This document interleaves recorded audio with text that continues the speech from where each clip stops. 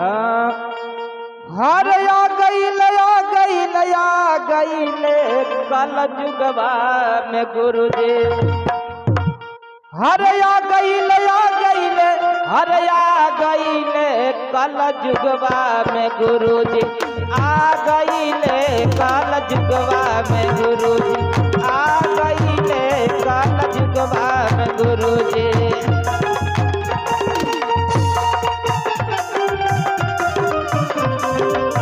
बोल के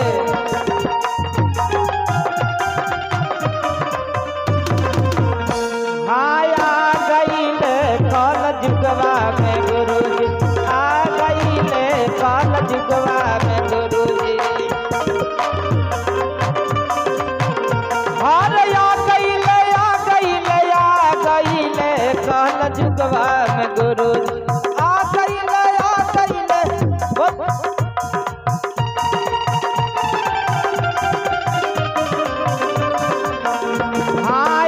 गईले कल जुगवा में गुरु जी। आ गईले कल जुगवा में गुरु जी।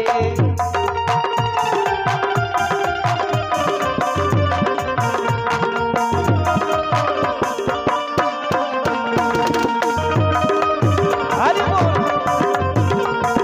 गंगा में अइनी और जमुना में अइनी। गंगा में अइनी गंगा में अइनी जमुना में अइनी।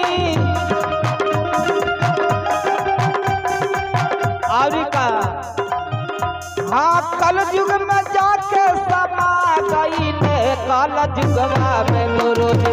आ गईले कल जुगवा में गुरु जी। आ गईले कल जुगवा में गुरु जी। क्या बात जय हो। अरे बोल रहा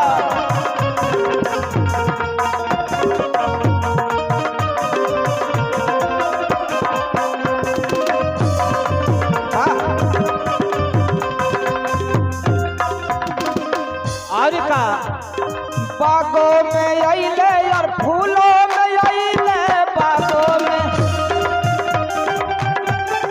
बागों में अइले और फूलों में अइले। हर पनिया में जाके समा गईले कल जुगवा में गुरु जी। आ गईले कल जुगवा में गुरु जी। आ गईले कल जुगवा में गुरु जी। हर साधु में अइनी और संतों में अइले। साधु में अइले और संतों में अइले। साहब में जाके समा गईले कल जुगवा में गुरु जी। आ गईले कल जुगवा में गुरु जी। आ गईले कल जुगवा में गुरु जी। आ गईले कल जुगवा में गुरु जी। आ गईले कल जुगवा में गुरु जी। आ गईले कल जुगवा में गुरु जी। तो चलिए इसी के साथ हम अपने वाणी को समाप्त। देखिए वहाँ कितना शिव गुरु के प्रति सुंदर भजन रखे।